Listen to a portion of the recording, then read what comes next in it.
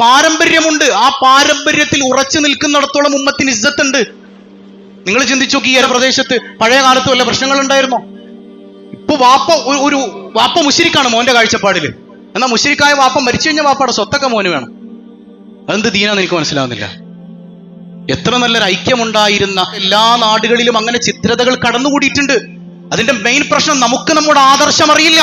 നമ്മൾ ആദർശത്തിൽ ബോധവാന്മാരായില്ല. നമ്മൾ ആദർശം പഠിച്ചില്ല. നമ്മൾ യഥാർത്ഥ തൗഹീദ് എന്താണെന്ന് മനസ്സിലാക്കിയില്ല. തൗഹീദ് എന്ന് ഏതെങ്കിലും ആളുകൾ പറഞ്ഞു വരുമ്പോഴേക്ക് അവന്റെ മുമ്പിൽ മുട്ടിവിറച്ചു പോകുന്നുണ്ടെങ്കിൽ അവനും തൗഹീദ് അറിയില്ല, നീയോ യഥാർത്ഥ തൗഹീദ് പഠിച്ചിട്ടുമില്ല. 200 കൊല്ലം മുമ്പ് മുഹമ്മദ് ബിൻ അബ്ദുൽ വഹാബ് എന്ന് പറയുന്ന ആ മനുഷ്യനുണ്ടാക്കിയ സംഗതികൾ ഇവിടെ കൊണ്ടുവന്നതാണ് മുസ്ലിങ്ങൾ ഇങ്ങനെ ഭിന്നിച്ചു പോകാൻ, ഈ പാരമ്പര്യത്തിന് കത്തിവെക്കപ്പെടാനുള്ള കാരണം. അങ്ങനെയുള്ളൊരു വിശ്വാസധാര ഇവിടെ വന്നതിന് ശേഷം ആദ്യം ചെയ്ത പരിപാടി എന്താണ്? ഇവർ മുസ്ലിം ഉമ്മത്ത് ബഹുമാനത്തോടെ കണ്ടിരുന്ന അമ്പിയാക്കളുടെ, സ്വാലിഹീങ്ങളുടെ, മഹാരഥന്മാരുടെ മഖ്ബറകൾ, മസാറകൾ അടിച്ചങ്ങട് നിരപ്പാക്കി. ഇന്ന് ജന്നത്തുൽ ബഖീഇലും മുഅല്ലയിലും പോയി കഴിഞ്ഞാൽ ഒരു തരിശു ഭൂമി കിടക്കുന്നത് പോലെ കാണാം. ചോദിക്കുന്നില്ലേ മക്കത്തുണ്ടോ മദീനത്തുണ്ടോ എന്ന്? മക്കത്തുണ്ട്, മദീനത്തുണ്ടായിരുന്നു. 1925 വരെ ഇതൊക്കെ ഇവിടെ ഉണ്ടായിരുന്നു. ഇന്നും നിങ്ങൾക്ക് ഗൂഗിൾ നോക്കിക്കഴിഞ്ഞാൽ കൃത്യമായി പൊളിക്കുന്നതിന് മുമ്പുള്ള കാഴ്ച അവിടെ കാണാം. ഒന്ന്, ഇബ്നു അബ്ദുൽ വഹാബിന്റെ ആശയാദർശങ്ങൾ നടപ്പാക്കാൻ വേണ്ടി ഫലസ്തീനെ ഒറ്റുകൊടുത്തിട്ട് ഹിജാസിന്റെ ആളുകൾ, അറബികൾ സമ്മാനമായി മേടിച്ചതാണ് ഇന്നത്തെ ഹിജാസ്.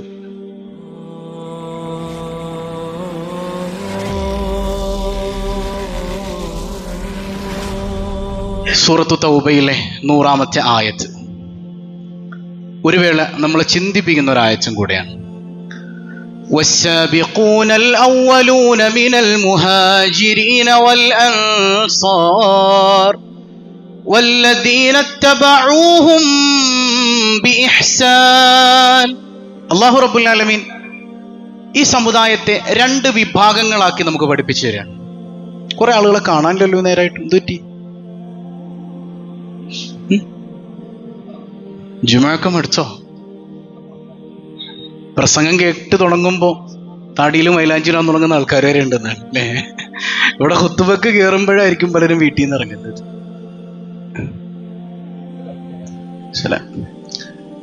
പരിശുദ്ധ ഖുർആനിൽ അല്ലാഹു റബ്ബുൽ ആലമീൻ സമുദായത്തെ 2 വിഭാഗങ്ങളാക്കി പറയാണ്. ഒന്ന്, അസ്സാബിഖൂനൽ അവ്വലൂന മിനൽ മുഹാജിരീൻ. അവർ മുഹാജിറുകളാണ്. ദീനിന്റെ ആദ്യകാലം മുതൽ ദീനിനെ താങ്ങിയെടുത്തവർ, അള്ളാന്റെ ഹബീബ് സല്ലല്ലാഹു അലൈഹി വസല്ലമ തങ്ങളോടൊപ്പം ഹിജ്റക്ക് പുറപ്പെട്ടവർ, എല്ലാം ദീനിനു വേണ്ടി ത്യജിച്ചവർ, അവർ മുഹാജിറുകളാണെന്ന് അല്ലാഹു റബ്ബുൽ ആലമീൻ. ആ മുഹാജിറുകളിൽ തന്നെ 1, 2, 3, 4 തട്ടിലുള്ള ആളുകളൊക്കെ ഉണ്ട്. അതിലൊന്നാമൻ സയ്യിദി അബൂബക്കറിന് സിദ്ദീഖ് റളിയല്ലാഹു അൻഹു, രണ്ടാമൻ ഉമറാണ്, മൂന്നാമൻ ഉസ്മാനാണ്, നാലാമൻ അലി റളിയല്ലാഹു അൻഹും അജ്മഈൻ. അങ്ങനെ വ്യത്യസ്ത തട്ടിലിങ്ങനെ മഹാരഥന്മാരെ, ആ സ്വഹാബത്തിനെ അല്ലാഹു റബ്ബുൽ ആലമീൻ അവന്റെ ഹബീബ് സല്ലല്ലാഹു അലൈഹി വസല്ലമ തങ്ങളിലൂടെ പരിചയപ്പെടുത്തുന്നുണ്ട്. ആ ഇസ്ലാമിന്റെ തുടർച്ച അല്ലാഹു വിശദീകരിക്കുന്നത് 2ാമത്തെ വിഭാഗം അത് അൻസാറുകളാണ്. ആദ്യത്തെ വിഭാഗം മുഹാജിറുകളാണെങ്കിൽ പിന്നീട് അവരെ തുടർന്നവർ അൻസാറുകളാണ്. അൻസാറുകളാരാണ്? സ്വന്തം ജീവിതം തന്നെ മുഹാജിറുകൾക്ക് വേണ്ടി പകുത്തു കൊടുത്തവർ, അള്ളാഹ്ക്ക് വേണ്ടി എല്ലാം ത്യജിക്കാൻ തയ്യാറായവർ. ഇനി 3ാമതൊരു വിഭാഗമുണ്ട്, വല്ലദീന തബഊഹും ബിഇഹ്സാൻ. അവരാരാ? അവർ ഈ പറയുന്ന സ്വഹാബത്തിനെ പിൻപറ്റിയവരാണ്. ശരിക്കും പഠിക്കണോട്ടെ, എന്ന് പഠിക്കേണ്ട വിഷയമാണ്. 3ാമത്തെ വിഭാഗം എന്ന് പറഞ്ഞാൽ ഈ സ്വഹാബത്തിനെ നന്മയുള്ള മനസ്സോടുകൂടെ പിൻപറ്റിയവരാണെന്ന് അല്ലാഹു റബ്ബുൽ ആലമീൻ. സ്വഹാബി ചെയ്തത് ശരിയായില്ല, ആ സ്വഹാബി ചെയ്തത് തെറ്റാണ്, അല്ലെങ്കിൽ സ്വഹാബത്തിനെ ഞങ്ങൾ അംഗീകരിക്കൂല, സ്വഹാബത്തിനെ ചീത്ത പറയുന്ന വിഭാഗം, അങ്ങനെയുള്ളവരെ കുറിച്ചല്ല. 3ാമത്തെ ഒരു വിഭാഗത്തെ അല്ലാഹു പരിചയപ്പെടുത്തുന്നത് ഈ മുഹാജിറുകളെ, അൻസാറുകളെ അപ്പാടെ പിൻപറ്റുന്നവരാണെന്ന് അല്ലാഹു റബ്ബുൽ ആലമീൻ. അവരെ കുറിച്ച് അല്ലാഹു പറയുന്നത് റളിയല്ലാഹു അൻഹും വറളൂ അൻഹു. അവരല്ലാഹുവിനെയും അല്ലാഹു അവരെയും തൃപ്തിപ്പെട്ടിട്ടുണ്ട് എന്ന് പരിശുദ്ധ ഖുർആൻ. ഇത് ഖിയാമത്ത് നാൾ വരെ ഇങ്ങനെ തുടരും, നിരന്തരമായി ഇങ്ങനെ തുടർന്നുകൊണ്ടേയിരിക്കും. അവർക്ക് അല്ലാഹു സ്വർഗം ഓഫർ ചെയ്യുന്നുണ്ട്. തജ്രീ തഹ്തഹൽ അൻഹാർ, അരുവികൾ ഒഴുകുന്ന മനോഹരമായ സ്വർഗം അവർക്ക് മാത്രമാണെന്ന് അല്ലാഹു റബ്ബുൽ ആലമീൻ. അപ്പൊ ഒരു പാരമ്പര്യത്തെ, ഒരു ട്രഡീഷനെ അല്ലാഹു പഠിപ്പിച്ചു തരാണ്. മുഹാജിറുകൾ, അൻസാറുകൾ ആ സ്വഹാബത്തിനെ അപ്പാടെ പിൻപറ്റി ഖിയാമത്ത് നാൾ വരെ വരുന്ന മനോഹരമായൊരു പാരമ്പര്യത്തെ അല്ലാഹു റബ്ബുൽ ആലമീൻ വരച്ച് കാണിച്ചു തരാണ്. ഹബീബായ സല്ലല്ലാഹു അലൈഹി വസല്ലം തങ്ങളോടും പറയുന്നുണ്ട്, നബിയെ, അങ്ങയുടെ ഡ്യൂട്ടി പാരമ്പര്യത്തിൽ ഉറച്ചു നിൽക്കലാണ്. ആദം നബി അലൈഹി സ്വലാം മുതൽക്കുണ്ട് ഈ പാരമ്പര്യം, അല്ലേ? ഉലൈകല്ലദീന ഹദല്ലാഹ് ഫബിഹുദാഹു മുഖ്തദിഹ്. ഈ അമ്പിയാക്കളെ കാരെന്നറിയോ? അല്ലാഹ് ഹിദായത്ത് കൊടുത്തോരാ. നബിയെ, അങ്ങും ആ ഹിദായത്തിൽ, ആ പാരമ്പര്യത്തിൽ ഉറച്ചു നിൽക്കണേ എന്ന് അല്ലാഹു റബ്ബുൽ ആലമീൻ. ഖുർആൻ എന്ന് പറഞ്ഞാൽ തന്നെ ഇതിന്റെ ഒരു ഉള്ളടക്കമാണ്. ഒരുപാട് വലിയ വലിയ ആളുകളെ കുറിച്ച് അള്ളാഹു വിശദീകരിച്ചിട്ട് പറയുന്നത് അവരെ പിന്തുടരാനാണ്.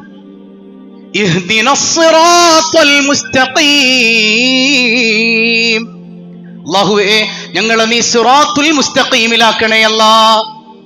ഏതാണ് സിറാത്തുൽ മുസ്തഖീം? ഒരുപാട് വഴികളുള്ളപ്പോ ഏതാണ് സിറാത്തുൽ മുസ്തഖീം? ഖുർആൻ നമ്മുടെ കയ്യിലുണ്ട്, ഹദീസ് നമ്മുടെ കയ്യിലുണ്ട്. അങ്ങനെ നേരെ നമ്മൾ അങ്ങ് ഇറങ്ങിച്ചെല്ലലാണോ സിറാത്തുൽ മുസ്തഖീം? അങ്ങനെയാണെങ്കിൽ അള്ളാഹ് അത് പറഞ്ഞാൽ മതിയായിരുന്നു. അല്ലാഹ് അങ്ങനെ പറഞ്ഞില്ല.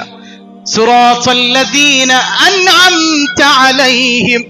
അല്ലാഹ് അനുഗ്രഹിച്ചവരുടെ പാതയുണ്ടല്ലോ, അല്ലാഹ് അനുഗ്രഹിച്ച അമ്പിയാക്കൾ, സ്വാലിഹീങ്ങൾ, അവരെ പിന്തുടർന്നവർ, അവരുടെ പാത, ആ പാതയത്തിൽ ഉറച്ചു നിൽക്കുന്നവർ മാത്രമാണ് നേരിന്റെ അവകാശികളെന്ന് അല്ലാഹു റബ്ബുൽ ആലമീൻ.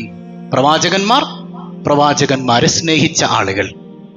ഇപ്പൊ നമ്മൾ എല്ലാ വെള്ളിയാഴ്ച ദിവസം ഓതുന്ന സൂറത്ത് ഏതാണ്?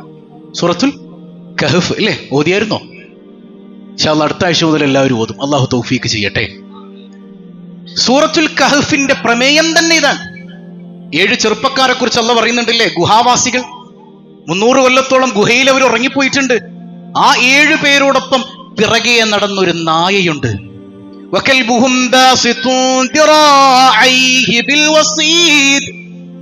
അവരുടെ പിന്നാലെ നടന്ന ഒരു നായ. ഇമാം ഖുർത്തുബി റഹിമഹുള്ള പറയുന്നുണ്ട്, ആ നായ ഈ 7 ചെറുപ്പക്കാരുടെ പിന്നാലെ നടക്കാൻ തുടങ്ങിയപ്പോ ഏതോ സൈന്യത്തിന്റെ ഇന്റലിജൻസ് വിഭാഗത്തിൽപ്പെട്ട നായ ആയിരിക്കും എന്ന് കരുതിയിട്ട് ആ നായ ഇങ്ങനെ ആട്ടി ഓടിക്കുന്നുണ്ട്. പോ എന്ന് പറഞ്ഞ ആട്ടി ഓടിക്കാൻ. പക്ഷെ എന്ത് സംഭവിച്ചു?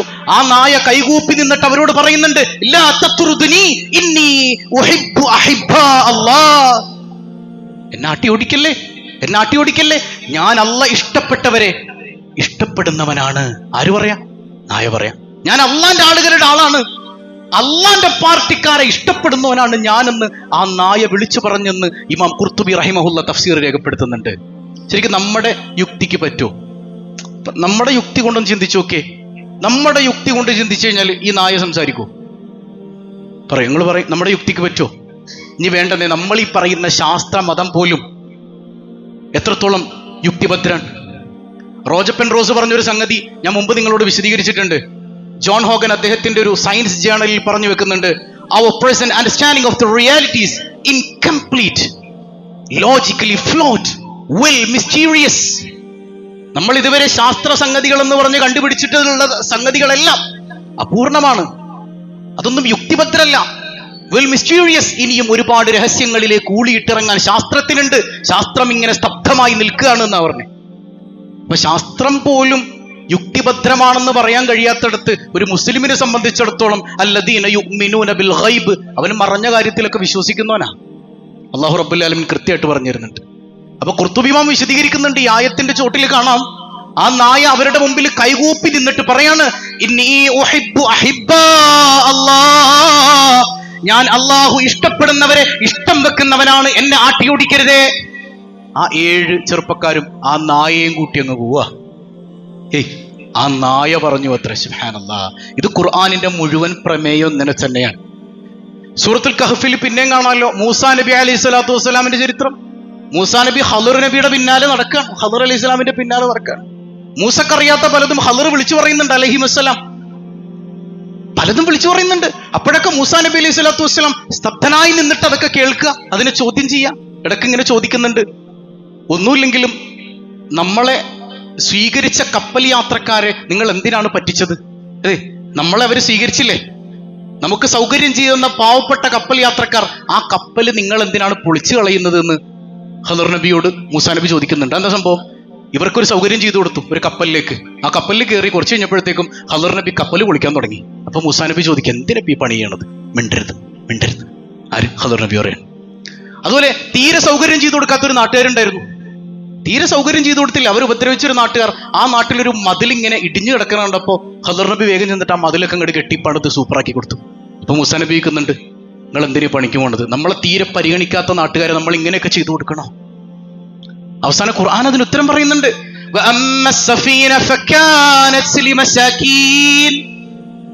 ആ കപ്പല് പാവപ്പെട്ട കുറച്ച് മനുഷ്യന്മാരുടേതായിരുന്നു. പാവപ്പെട്ട മനുഷ്യന്മാരുടേതായിരുന്നു. ആ പാവപ്പെട്ട മനുഷ്യന്മാരുടെ കപ്പലാണ് ഖദർ നബി കുത്തിപ്പൊളിക്കണത്. എന്താ സംഭവം?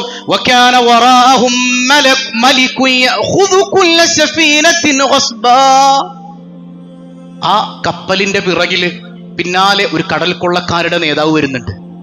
എല്ലാ കപ്പലും തട്ടിയെടുക്കാനാണ് അയാൾ വരണത്.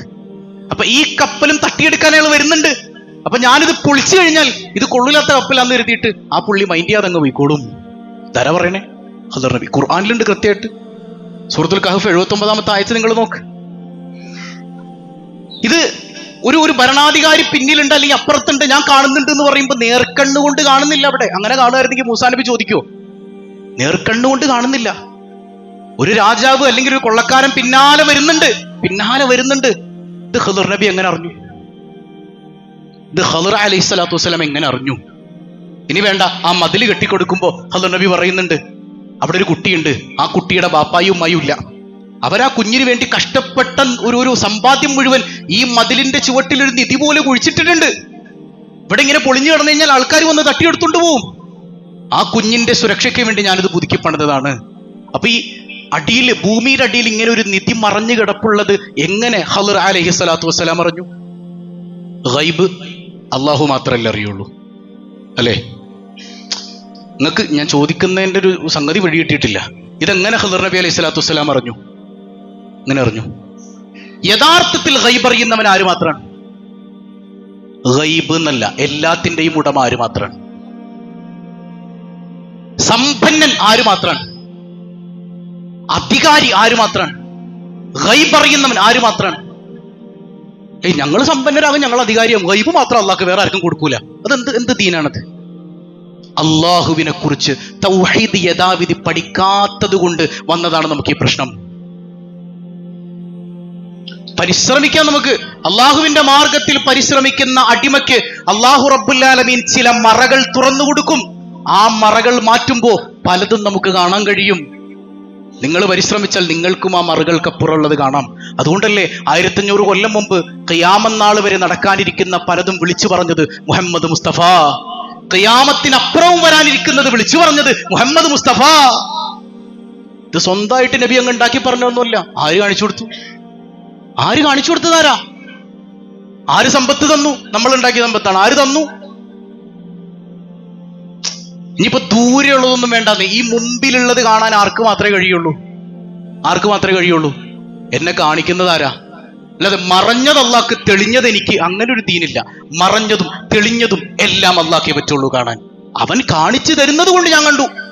ആ റബ്ബ് എന്റെ മുമ്പിലുള്ള മറയങ്ങ് നീക്കിയാൽ മറയ്ക്കപ്പുറത്തുള്ളതും എനിക്ക് കാണിക്കാൻ കഴിയുന്നവനാണ് എന്റെ റബ്ബുൽ ആലമീനായ തമ്പുരാൻ. അള്ളാഹുവിന്റെ കഴിവിന് പരിധി വെക്കുന്നവരെ തോറ്റുപോകും കേട്ടോ. അള്ളാഹു നമുക്ക് ബോധം തരുമാറാകട്ടെ. ഇനി മറ്റൊരു ആയത്തിലൂടെ മനോഹരമായിട്ട് കാണാമല്ലോ നമുക്ക്. യാ അയ്യുഹൽ മലഉ അയ്യുകും യഅതീനി ബിഅർശിഹാ. മഹാനായ നബിയുല്ലാഹി സുലൈമാൻ അലൈഹിസ്സലാത്തു വസ്സലാം, ചരിത്രം നമുക്കറിയാം. സുലൈമാൻ നബി അവിടുത്തെ അധികാര കസേരയിൽ ഇരുന്നിട്ട് ചോദിക്കുന്നുണ്ട്, അയ്യുകും യഅതീനി ബിഅർശിഹാ. 2000 കിലോമീറ്റർ അപ്പുറയുള്ള സബ നാട്ടിൽ നിന്ന് ബൽഖീസിന്റെ സിംഹാസനം അവരിവിടെ വിശ്വാസികളായി എത്തുന്നതിന് മുമ്പ് ആർക്കാണ് കൊണ്ടുവരാൻ പറ്റുക? എന്തൊരു ചോദ്യമാണത്. 2000 കിലോമീറ്റർ അപ്പുറയുള്ള സിംഹാസനം ആർക്കാണ് ഇവിടെ കൊണ്ടുവരാൻ പറ്റുക? ഖാല ഇഫ്രീതും മിനൽ ജിൻ. ജിന്നുകളിൽപ്പെട്ടൊരു മല്ലൻ എഴുന്നേറ്റിട്ട് പറഞ്ഞു, അന ആതീക്, ഞാൻ കൊണ്ടുവരാം. ഖബ്ല അൻ തഖൂമ മിൻ മഖാമിക്, അങ്ങ് ഈ സഭയൊക്കെ പിരിയുന്നതിന് മുൻപ് ഞാൻ പോയി എടുത്തോണ്ട് വരാം. വ ഇന്നി അലൈഹി ലഖവിയ്യുൻ അമീൻ, ഞാനതിന് കഴിയുന്ന ശക്തിയുള്ളവനാ. കാരണം ജിന്നുകളെ പടയ്ക്കപ്പെട്ടത് തീയാൽ, ഇല്ലേ? തീയാൽ പടയ്ക്കപ്പെട്ടവരാണ്. അപ്പൊ നമുക്ക് ചിന്തിച്ചു നോക്കി കഴിഞ്ഞാൽ സയന്റിഫിക് ആയിട്ട് പലതും പറയാൻ പറ്റും. പ്രകാശത്തിന്റെ വേഗത എത്രയാണ്, അല്ലേ? അതിലേക്കൊന്നും ഞാൻ കിടക്കുന്നില്ല. അത്ര എളുപ്പത്തിൽ പോയി ഞാനത് എടുത്തുകൊണ്ട് അങ്ങയുടെ മുമ്പിൽ വരാം. പക്ഷേ സുലൈമാൻ നബി ആഗ്രഹിക്കുന്നതൊന്നുമല്ല. ആ മറുപടിയിൽ തൃപ്തനല്ലാത്തതുപോലെ വീണ്ടും ഇങ്ങനെ നോക്കുമ്പോ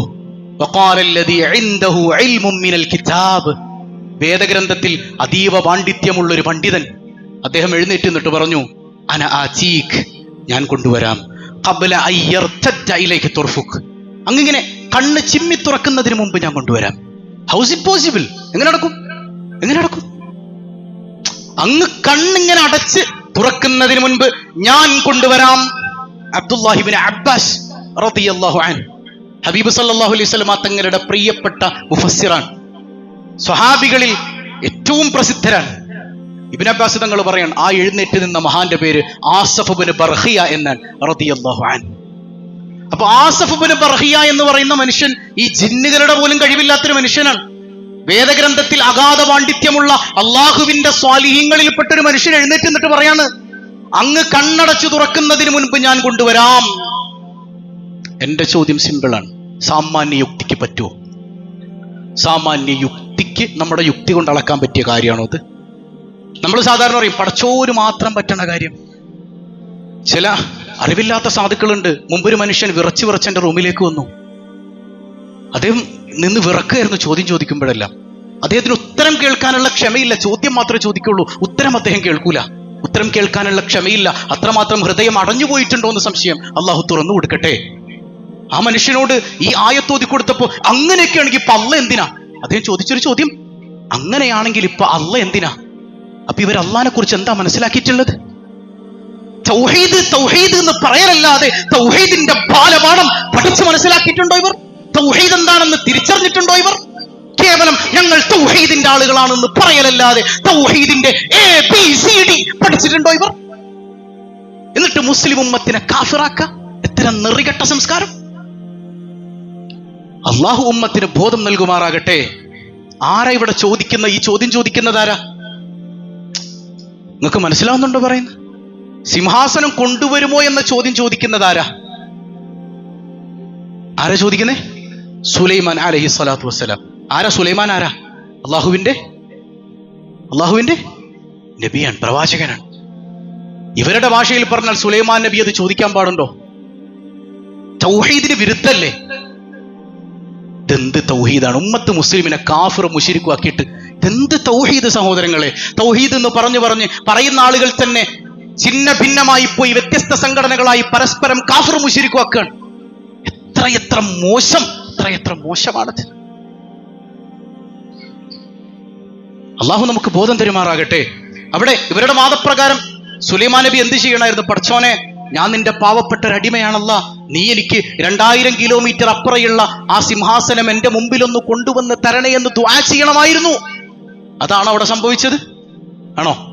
അതിന് പകരം സുലൈമാൻ നബി ചോദിക്കാൻ, അയ്യുക്കും യഅ്തീനി ബിഅർശിഹാ, ആരാണ് ബൽഖീസിന്റെ സിംഹാസനം ഇവിടെ കൊണ്ടുവരുന്നത്? അപ്പോഴാണ് ഒരു മനുഷ്യൻ, അന ആതീക്, ഞാൻ കൊണ്ടുവരും. ഖബ്ല അയ്യർതദ്ദ ഇലൈക തുർഫുക്, അങ്ങനെ കണ്ണടച്ചു തുറക്ക. ഒരു നിമിഷാർത്ഥം, അരനിമിഷാർത്ഥം അല്ലേ? ആ കണ്ണടച്ചു തുറക്കുന്നതിന് മുൻപ് ഞാൻ കൊണ്ടുവരും. അങ്ങനെ കൊണ്ടുവരപ്പെട്ടു. ആ സിംഹാസനം മുമ്പിൽ കണ്ടപ്പോ ഫലമ്മാ റആഹു മുസ്തഖറൻ ഇൻദ ഖാല ഹാദാ മിൻ ഫദ്ലി റബ്ബി. സുലൈമാൻ നബി പറഞ്ഞത് ഒറ്റ കാര്യമാണ്, ഇതെന്റെ റബ്ബിന്റെ ഔദാര്യമാണ്. ഇത്രയേ ഉള്ളൂ സംഗതി. ഇതെന്റെ റബ്ബിന്റെ ഔദാര്യമാണ്. ഇത്ര കൃത്യാണത്. അപ്പൊ അങ്ങനെയൊക്കെ ഒരു വലിയന് ചെയ്യാൻ പറ്റും. അങ്ങനെ ഒരു വലിയനോട് ചോദിക്കാൻ പറ്റും. അതാണ് ഇവിടെ സംഭവിച്ചത്. ഇവിടെ നമുക്ക് ഏറ്റവും വലിയ തെളിവ്, അങ്ങനെ ഒരു വലിയനോട് ചോദിക്കാൻ പറ്റും. അങ്ങനെ ഒരു വലിയൻ അല്ലാഹ് കൊടുക്കും. ഇവിടെ ഇനി എൻ്റെ ഒരു ചോദ്യം, എങ്ങനെ ആസിഫ് ഇബ്നു ബർഹിയ കൊണ്ടുവന്നു? യുക്തിഭദ്രമായ ഉത്തരം എന്താണ്? ഒരു മനുഷ്യന് 2000 കിലോമീറ്റർ അപ്പുറമുള്ള ഒരു സാധനം കണ്ണടച്ച് തുറക്കണതിന് മുമ്പ് പോയി എടുത്തിട്ട് വരല്, ഈസ് ഇറ്റ് പോസിബിൾ? നടക്കുമോ? പിന്നെ എന്താ അവിടെ സംഭവിച്ചത്? ആസിഫ് ഇബ്നു ബർഹിയ അള്ളാന്റെ അടിമയായി. നമ്മൾ അള്ളാന്റെ അടിമയായിട്ടില്ല, അതാ വ്യത്യാസം. അള്ളാന്റെ അടിമയായി റബ്ബുൽ ആലമീനിലേക്ക് അടുത്ത് ഒന്ന് നിന്ന് കൊടുത്തപ്പോ പടച്ചോൻ കൊണ്ടുവന്നതാരാ? റബ്ബുൽ ആലമീനെ തിരിച്ചറിഞ്ഞ വിഷയം അവിടെ കഴിഞ്ഞു. അള്ളാനെ പഠിക്കാത്താണ് ഈ വിഷയത്തിന്റെ ഒക്കെ കാരണം, ഈ തർക്കത്തിന്റെ ഒക്കെ കാരണം. ഉമ്മത്ത് മുസ്ലിമിന് ഇനിയും ഭിന്നിപ്പിക്കല്ലേ. അള്ളാഹു എല്ലാവർക്കും ബോധം തെരുമാറാകട്ടെ. ഇതില്ലേ ലോട്ടറി കച്ചവടക്കാരെ പോലെ ശിർക്ക് ശിർക്ക് ശിർക്ക് ശിർക്ക് ശിർക്ക് ശിർക്ക് ശിർക്ക് വാ തുറന്ന ശിർക്ക്. ഇതിൽ തൗഹീദ് പറയാൻ അവിടെ നേരം കിട്ടുന്നത്? വാ തുറന്ന ശിർക്ക്. തമിഴ്നാട്ടിൽ ഒരുത്തനുണ്ടായിരുന്നു. ഒരു ദിവസം കൂട്ടുപ്രാർത്ഥന കഴിഞ്ഞ് ഇവൻ എണീറ്റ് പോകുമ്പോൾ എന്താണ് കൂട്ടുപ്രാർത്ഥനക്ക് കൂട്ടുദുആ ശിർക്ക്. ഞങ്ങളോട് മോനെ കൂട്ടുദുആ ശിർക്ക്. നമ്മളിപ്പോ ആരോടാ ദുആ അതും നീങ്ക അള്ളാഹോട് ചെയ്താലും ശിർക്ക് ശിർക്ക് താൻസിരത്ത്. ശിർക്ക് അത്രത്തോളം ലഘൂകരിക്കപ്പെട്ടു അല്ലേ? വായെടുത്താൽ ശിർക്ക്, കാണുന്നതൊക്കെ ശിർക്ക്. എന്റെ ഉമ്മത്ത് ശിർക്കിന്റെ മേൽ ഒരുമിക്കില്ല. സയ്യിദുനാ വ ഹബീബുനാ റസൂലുള്ളാഹ്. എന്നിട്ട് രസകരമായ കാര്യം അതല്ല, ഏറ്റവും സങ്കടകരമായ കാര്യമാണ്. ഇമാമിനെ മുശ്രിക്കാക്ക, പള്ളി കമ്മിറ്റിക്കാരെ മുശ്രിക്കാക്ക, പള്ളിയിലുള്ളവരെയൊക്കെ മുശ്രിക്കാക്ക, എന്നിട്ട് പുറകിൽ വന്ന് നിസ്കരിക്കുക. അതെന്ത് സംഗതിയാന്ന് എനിക്ക് മനസ്സിലാകുന്നില്ല. അങ്ങനെ ഒരു ശിർക്കുണ്ടോ? ശിർക്ക് മുശ്രിക്കാണെങ്കിൽ പിന്നെ ഇസ്ലാമിൽ നിന്ന് പുറത്തുപോയി. ഇസ്ലാമിൽ നിന്ന് പുറത്തുപോയവന്റെ മുന്നിൽ പിന്നിൽ വന്നിട്ട് നിസ്കരിക്കുക. എത്ര നാണം കെട്ട ഇടപാടാണ്. മുശ്രിക്കത്തായ പെണ്ണിനെ കല്യാണം കഴിക്കുകയാണെങ്കിൽ അഹ്ലുസുന്നയിൽ ഉറച്ചു നിൽക്കുന്ന ഏതെങ്കിലും ഒരു പെണ്ണിനെ കിട്ടുള്ളൂ. അപ്പൊ ഇവരുടെ വാദപ്രകാരം കാഫിറിനെ കല്യാണം കഴിക്കാൻ പറ്റുമോ? ഇപ്പൊ പറയുന്നതിൽ ഉറച്ചു നിൽക്കാനുള്ള ഒരു സംഗതിയെങ്കിലും വേണ്ടേ? ഇനി പരിശുദ്ധ ഖുർആൻ സൂറത്തു നിസാഇന്റെ 64-ാമത്തെ ആയത്ത് നിങ്ങൾ നോക്ക്. വലൗ അന്നഹും യദ്ലമൂ അൻഫുസഹും ജാഊക ഫസ്തഗ്ഫിറുല്ലാഹ് വസ്തഗ്ഫറ ലഹുമുർ റസൂൽ ലവജദുല്ലാഹ തവ്വാബർ റഹീമാ. എന്താ അല്ലാഹ് പറയാണ്? വലൗ അന്നഹും യദ്ലമൂ അൻഫുസഹും, ആരെങ്കിലും സ്വന്തം ശരീരത്തോട് തെറ്റ് ചെയ്താൽ, പാപം ചെയ്താൽ, ജാഊക, എന്നിട്ട് അങ്ങയുടെ അടുക്കൽ വന്നാൽ, അങ്ങ് ജീവിച്ചിരിക്കുമ്പോ അല്ലെങ്കിൽ അങ്ങ് വഫാത്താവുമ്പോ, എപ്പോഴാണെങ്കിലും അങ്ങയുടെ ഖബറിന്റെ അടുക്കൽ വന്നാലോ അല്ലെങ്കിൽ അങ്ങ് ജീവിച്ചിരിക്കുമ്പോ വന്നാലോ, അങ്ങായിരിക്കുമ്പോഴൊക്കെ അങ്ങയുടെ അടുക്കൽ വന്നാൽ, എന്നിട്ട് അള്ളാഹിനോട് പാപമോചനം തേടി, അങ്ങ് ആ മനുഷ്യന് വേണ്ടി പാപമോചനം തേടിയാൽ അള്ളാഹു പുറത്തു കൊടുത്തേക്കാമെന്ന് പടച്ചറബ് കൃത്യമായി ഖുർആനിലൂടെ പറയല്ലേ. മഹാനായ സയ്യിദുനാ അലി ഇബ്നു അബി ത്വാലിബ് റളിയല്ലാഹു അൻഹു പറയുന്ന ഒരു സംഗതിയുണ്ട്. ഇബ്നു കസീർ ഉദ്ധരിക്കുന്നു, ഖദിമ അലൈനാ അറാബിയുൻ ബഅദമാ ദഫന്ന റസൂലുള്ളാഹി സ്വല്ലല്ലാഹു അലൈഹി വസല്ലം ബിസലാസതി അയ്യാം. ഹബീബായ സല്ലല്ലാഹു അലൈഹി വസല്ലം തങ്ങളെ ഖബറടക്കി 3 ദിവസം കഴിഞ്ഞപ്പോ ഒരു അറാബി റസൂലുള്ളാഹിന്റെ ഖബറിന്റെ അടുക്കൽ വന്നിട്ട് വിളിക്കുന്നുണ്ട്, യാ റസൂലല്ലാഹ് ഇന്നി ളലംതു നഫ്സി. അല്ലാഹുവിന്റെ തിരുദൂതരെ, ഞാൻ എന്റെ ശരീരത്തോട് അക്രമം ചെയ്തു പോയി നബിയേ, ഞാൻ എന്റെ ശരീരത്തോട് അക്രമം ചെയ്തു പോയി. ആ സ്വഹാബിക്ക് അറിയാൻ പാടില്ല പൊറുക്കുന്നവൻ അള്ളയാണെന്ന്. അതൊരു വൈകാരികമായ ബന്ധാണ്, അതൊരു പരാതി പറച്ചിലാണ്, അതൊരു സങ്കടം പറച്ചിലാണ്. എന്റെ ഹബീബ് അള്ളാഹുവിലേക്ക് എനിക്ക് വേണ്ടി ശുപാർശ ചെയ്യുമെന്ന ബോധ്യത്തിൽ പറയുന്നതാണ്. ഇതിലെവിടെയാണ് ശിർക്ക്? ഉടനെ ഖബറിൽ നിന്ന് കേട്ടതായി അലി റളിയല്ലാഹു അൻഹു പറയാണ്. എന്താ ഖബറിൽ നിന്ന് കേട്ടത്? ഖദ് ഗുഫിറ ലക്, മോനെ അള്ളാഹു നിനക്ക് പുറത്തു തന്നിരിക്കുന്നു. ഖബറിൽ നിന്ന് വിളിച്ചു പറയപ്പെട്ടതായി സയ്യിദുനാ അലി ഇബ്നു അബി ത്വാലിബ് റളിയല്ലാഹു അൻഹു. ഒരുപാട് കേട്ടൊരു ഹദീസ് ഉണ്ടല്ലോ, ലയൻസിലന്ന ഈസ അലൈഹിസ്സലാത്തു വസ്സലാം. ഈസാ നബി ഇറങ്ങി വരും. ഈസാ നബി എന്തൊക്കെ ചെയ്യും? ഒരുപാട് കാര്യങ്ങൾ നമ്മൾ പഠിച്ചുല്ലേ. എല്ലാം കഴിഞ്ഞിട്ട് സുമ്മ ലഇൻ ഖാമ അലാ ഖബരി, എന്റെ ഖബറിന്റെ അടുക്കൽ വരും. ഫഖാല യാ മുഹമ്മദ്, മുഹമ്മദ് നബിയെ എന്നെ സഹായിക്കണേ എന്ന അർത്ഥത്തിൽ വിളിക്കും. ലഉജീബന്ന, തീർച്ച തീർച്ച. ലഉജീബന്നഹു എന്ന് പറഞ്ഞാൽ ഉസ്താദ്മാരുടെ അർത്ഥം നിങ്ങൾ ചോദിച്ചു, തീർച്ചയായും ഞാൻ ഉത്തരം കൊടുക്കുമെന്ന് സയ്യിദുനാ റസൂലുള്ളാഹ്. അത് നബിയാണ്. നബിയായ ശിർക്ക് ചെയ്യാൻ പറ്റൂ? ഇവിടെ ചോദിക്കുന്നതോ നബിയായി പോയതൊന്നല്ല വിഷയം. നബിയായ ശിർക്ക് ചെയ്യാൻ പറ്റോ? സുലൈമാൻ നബി അലൈഹി സ്വലാം നബിയാണ്, നബിയായതുകൊണ്ട് ശിർക്ക് ചെയ്യാൻ പറ്റോ? അപ്പൊ ഒരു ഉമ്മത്തിനിങ്ങനെ ഈ ഹദീസുകളൊക്കെ ഉണ്ടായിട്ടും നിങ്ങൾക്ക് പറ്റുന്നില്ലേ? നിങ്ങൾ മിണ്ടണ്ട, മാറിന്നോ. അല്ലാതെ ഉമ്മത്ത് മുസ്ലിമിനെ കാഫിറും മുശ്രിക്കുമാക്കിയിട്ടുള്ള ഈ നാടകങ്ങളി ഉണ്ടല്ലോ, അത് ഈ ഉമ്മത്ത് സത്യം തിരിച്ചറിയുന്നത് വരെയുള്ളൂ. അള്ളാഹു ബോധ്യം നൽകുമാറാകട്ടെ. ഇന്നും ഹുജ്റത്തു ഷരീഫയിൽ പോയ ആളുകളുണ്ടല്ലോ, ആ ഹുജ്റത്തു ഷരീഫയുടെ ഒരു ഭാഗത്ത് എഴുതി വെച്ചിട്ടുള്ള വരികൾ, യാ ഖൈറ മൻ ദുഫിനത് ബിൽഖാഇ യഅ്തുമഹു ഫതാബ മിൻ ത്വീബിഹിൻ നൽഖാഉ വല്ലകമു. ആരുടെ ശരീരം കൊണ്ടാണോ ഈ മലമടക്കുകൾ പ്രകാശിക്കുന്നത്, അങ്ങനെയുള്ള നബിയെ എന്റെ ശരീരം അങ്ങേക്ക് അർപ്പണം യാ റസൂലല്ലാഹ്. അങ്ങയുടെ ഖബറിൽ നിന്നാണ് എല്ലാ അനുഗ്രഹങ്ങളും ഉയർന്നു വരുന്നത്. അങ്ങയുടെ മുമ്പില് ഞാൻ ഒരു അത്താണിയില്ലാതെ നിൽക്കാൻ, അങ്ങാണ് എനിക്ക് റബ്ബിലേക്ക് ശുപാർശ ചെയ്യേണ്ടത്. ഇന്നും ഹുജറയിൽ പോയാൽ നിങ്ങൾക്കത് കാണാൻ പറ്റും. ഇത് മുസ്ലിം ലോകത്തിന്റെ പാരമ്പര്യമാണ്. പിന്നെ ഇതിനൊക്കെ ഒരു മാറ്റം ഉണ്ടായത് അവിടെ നിന്നാ. ഇർഫാൻ ഹബീബിന്റെ മനോഹരമായൊരു പുസ്തകമുണ്ട്. അദ്ദേഹം ഹിന്ദുവിൽ ഒരു ലേഖനം എഴുതുന്നുണ്ട്. കഴിയുന്നവരൊക്കെ ഒന്ന് വായിക്കണം. അത് The agenda of Islamic State is nearly an extension of the division plan led down by Muhammad bin Abdul Wahhab almost 200 years ago. 200 കൊല്ലം മുമ്പ് മുഹമ്മദ് ബിൻ അബ്ദുൽ വഹാബ് എന്ന് പറയുന്ന ആ മനുഷ്യനുണ്ടാക്കിയ സംഗതികൾ ഇവിടെ കൊണ്ടുവന്നതാണ് മുസ്ലിങ്ങൾ ഇങ്ങനെ ഭിന്നിച്ചു പോകാൻ, ഈ പാരമ്പര്യത്തിന് കത്തിവെക്കപ്പെടാനുള്ള കാരണം. അങ്ങനെയുള്ള ഒരു വിശ്വാസധാര ഇവിടെ വന്നതിന് ശേഷം ആദ്യം ചെയ്ത പരിപാടി എന്താണ്? ഇവർ മുസ്ലിം ഉമ്മത്ത് ബഹുമാനത്തോടെ കണ്ടിരുന്ന അമ്പിയാക്കളുടെ, സ്വാലിഹീങ്ങളുടെ, മഹാരഥന്മാരുടെ മഖ്ബറകൾ, മസാറകൾ അടിച്ചങ്ങട് നിരപ്പാക്കി. ഇന്ന് ജന്നത്തുൽ ബഖീഇലും മുഅല്ലയിലും പോയി കഴിഞ്ഞാൽ ഒരു തരിശു ഭൂമി കിടക്കുന്നത് പോലെ കാണാം. ചോദിക്കുന്നില്ലേ മക്കത്തുണ്ടോ മദീനത്തുണ്ടോ എന്ന്? മക്കത്തുണ്ട്, മദീനത്തുണ്ടായിരുന്നു. 1925 വരെ ഇതൊക്കെ ഇവിടെ ഉണ്ടായിരുന്നു. ഇന്നും നിങ്ങൾക്ക് ഗൂഗിൾ നോക്കിക്കഴിഞ്ഞാൽ കൃത്യമായി പൊളിക്കുന്നതിന് മുമ്പുള്ള കാഴ്ച അവിടെ കാണാം. ഇതൊക്കെ പൊളിച്ചു കളഞ്ഞിട്ട്, ഇസ്ലാമിന്റെ പാരമ്പര്യത്തെ തകർത്ത് കളഞ്ഞിട്ട് ഇതൊക്കെ എവിടെ എന്ന് ചോദിച്ചാൽ എത്രമേൽ മോശമാണ് ആ ചോദ്യം. ആ തീവ്രത ഉണ്ടായത് അവിടെ നിന്നാണെന്ന് ഈ പറയുന്നത്. യഥാർത്ഥത്തിൽ അറബ് രാജ്യങ്ങൾക്ക് സംഭവിച്ചത് എന്താണ്? ഒരു പുസ്തകമുണ്ട്, Islamic State a digital caliphate. Abdel Bari അച്വാന്റെ ഒരു പുസ്തകമാണ്. നിങ്ങളത് വായിച്ചു നോക്കണം, വ്യക്തമായി കാണാം.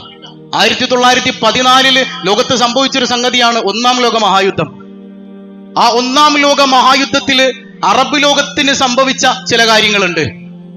അതിൽ മർമ്മപ്രധാനമായി മുസ്ലിം ഉമ്മത്തിനെ ബാധിച്ച ഏറ്റവും വലിയൊരു വിഷയം, മുസ്ലിം ഉമ്മത്തിനെ ഒരു പട്ടുനൂലിൽ കോർത്തതുപോലെ മനോഹരമായി കൊണ്ടു നടന്നിരുന്ന ഉസ്മാനിയ ഖിലാഫത്ത് തകർന്നു എന്നുള്ളതാണ്. ഉസ്മാനിയ ഖിലാഫത്ത് തകർക്കപ്പെട്ടു. അതിന്റെ പിന്നിലെ 2 കാര്യങ്ങൾ. ഒന്ന്, ഇബ്നു അബ്ദുൽ വഹാബിന്റെ ആശയാദർശങ്ങൾ നടപ്പാക്കാൻ വേണ്ടി ഫലസ്തീനെ ഒറ്റുകൊടുത്തിട്ട്, ഹിജാസിന്റെ ആളുകൾ, അറബികൾ സമ്മാനമായി മേടിച്ചതാണ് ഇന്നത്തെ ഹിജാസ്. ജസ്റ്റ് ഗൂഗിൾ ചെയ്ത് നോക്കിയാൽ മതി, വേറെ എവിടെ നിങ്ങൾ പോകണ്ട, ഒരുപാട് വലിയ പുസ്തകങ്ങളൊന്നും വായിക്കണ്ട. ഫലസ്തീനെ ഒറ്റുകൊടുത്തിട്ട്. അന്ന് അറബ് രാജ്യങ്ങളിലൂടെ നടന്നൊരു മനുഷ്യനുണ്ട്, അറബ് രാജ്യങ്ങളെ തമ്മിൽ തെറ്റിക്കാൻ, ലോറൻസ് ഓഫ് അറേബ്യ. അദ്ദേഹം എഴുതി വെക്കുന്നുണ്ട്, when war broke out, യുദ്ധം പൊട്ടിപ്പുറപ്പെട്ടാൽ, and an urgent need to divide Islam, നമുക്ക് വളരെ പെട്ടെന്ന് ഇസ്ലാമിനെ ഭിന്നിപ്പിക്കണം. അതിനുള്ള വഴി എന്താ? ഈ പറയുന്ന ജനങ്ങൾക്കിടയിലേക്ക് ശിർക്കും അതുപോലെ തന്നെ തൗഹീദും പറഞ്ഞ് തമ്മിലടിപ്പിച്ച് ജനങ്ങളെ രണ്ടാക്കണം. അതിന് പറ്റിയ ആളുകൾ ഇവര് തന്നെയാ. അപ്പൊ അതിനൊരു ഡിമാൻഡ് വെച്ചു, ഫലസ്തീനെ ഞങ്ങൾക്ക് വിട്ടുതന്നാൽ, ഉസ്മാനിയ ഖിലാഫത്തിനെ തകർക്കാൻ കൂട്ടുനിന്നാൽ നിങ്ങൾക്ക് ഇന്നാരിന്ന അധികാര പ്രവിശ്യകളൊക്കെ ഞങ്ങൾ വിട്ടുതരാം, നിങ്ങൾ അതിന്റെ അധികാരികളായിക്കോ. അവരങ്ങനെ അധികാരികളായതാണ്. അപ്പൊ മുസ്ലിം ഉമ്മത്തിനെ ഒറ്റുകൊടുത്ത ചരിത്രം ഇതിന്റെയൊക്കെ പിന്നിലുണ്ട് എന്നാണ് ഈ പറയുന്നത്. അപ്പൊ യഥാർത്ഥത്തിൽ ഇവിടെ ആരെയും കുറ്റപ്പെടുത്തല്ല, ഇവിടെ ഒരു പാരമ്പര്യമുണ്ട്. ആ പാരമ്പര്യത്തിൽ ഉറച്ചു നിൽക്കുന്നിടത്തോളം ഉമ്മത്തിന് ഇസ്സത്തുണ്ട്. നിങ്ങൾ ചിന്തിച്ചു നോക്കി, ഏ കാലത്ത് വല്ല പ്രശ്നങ്ങൾ ഉണ്ടായിരുന്നോ? ഇപ്പൊ വാപ്പ മുശ്രിക്കാണ് മോന്റെ കാഴ്ചപ്പാടില്. എന്നാൽ മുശ്രിക്കായ വാപ്പ മരിച്ചു കഴിഞ്ഞാൽ വാപ്പയുടെ സ്വത്തൊക്കെ മോന് വേണം. അതെന്ത് ദീനാന്ന് എനിക്ക് മനസ്സിലാവുന്നില്ല. എത്ര നല്ലൊരു ഐക്യമുണ്ടായിരുന്ന എല്ലാ നാടുകളിലും അങ്ങനെ ചിത്രതകൾ കടന്നുകൂടിയിട്ടുണ്ട്.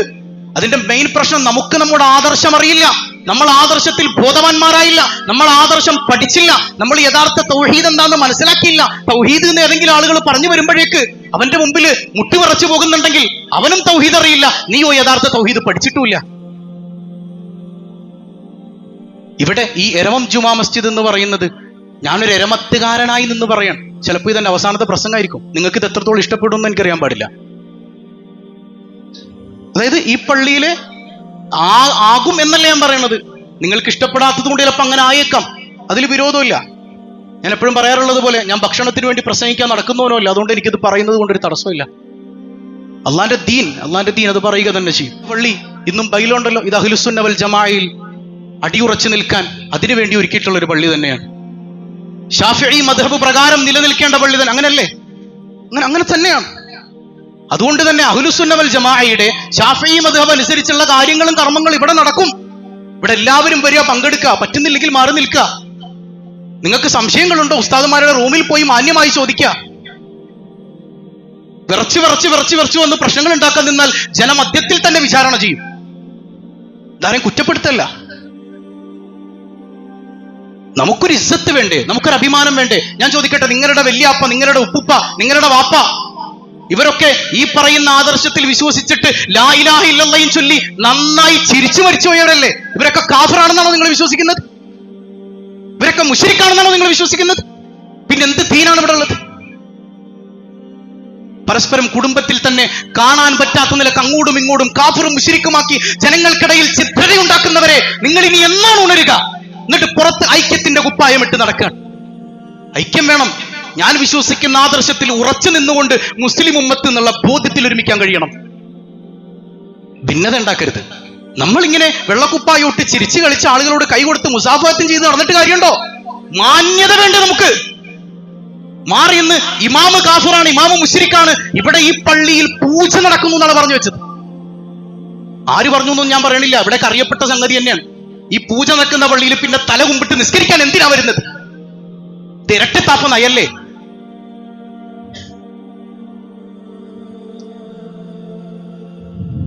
എത്രമേൽ മോശമാണ്. സങ്കടം കൊണ്ട് പറയാണ് സഹോദരങ്ങളെ, സങ്കടം കൊണ്ട് പറയാൻ. ഇതിനി ആരാ പറയാ? നമുക്കിനി എപ്പോഴാ ബോധം വരിക? നമ്മൾ നമ്മുടെ വാപ്പാനെയും ഉമ്മാനെയും വെല്ലുപ്പാനെയും വെല്ലുമ്മാനെയൊക്കെ കാഫിർ മുശ്രിക്കും ആക്കിയിട്ട് നമ്മൾ ഏത് ദീനാണ് ഇവിടെ പണിയുന്നത്? വല്ലാഹി പറഞ്ഞാൽ ഖൽബ് ഇങ്ങനെ പിടക്കാൻ, ആ പിടച്ചിലോടുകൂടെ തന്നെയാണ് പറയുന്നത്. അള്ളാഹു ഉമ്മത്തിന് ബോധം നൽകുമാറാകട്ടെ. നമ്മൾ നമ്മുടെ വിഷയങ്ങൾ പഠിക്കുക. തൗഹീദ് യഥാർത്ഥ ബോധ്യത്തിൽ നിന്ന് കിട്ടേണ്ടിടത്തുനിന്ന് തന്നെ പഠിക്കുക. നമ്മളെ വഴിതെറ്റിക്കാൻ പല രീതിയിൽ ആളുകൾ ഉണ്ടാകും. ആ പാരമ്പര്യത്തെ വിട്ടൊരു കളിയുമില്ല. എല്ലായിടത്തും പോയി നടക്കുന്ന ആളുകളാകാൻ പാടില്ല. ഉറച്ചൊരാദർശം വേണം. അല്ലാഹു റബ്ബുൽ ആലമീൻ നമുക്ക് ഇസ്സത്ത് നൽകുമാറാകട്ടെ. നമ്മുടെ ഇസ്സത്ത് അല്ലാഹ് നശിപ്പിച്ച് കളഞ്ഞത്, തകർത്തിട്ടുണ്ടെങ്കിൽ, നമ്മുടെ ഇസ്സത്ത് അല്ലാഹ് കളഞ്ഞിട്ടുണ്ടെങ്കിൽ നമ്മുടെ ഈ നട്ടലില്ലായ്മയാണ് അതിന്റെ കാരണം.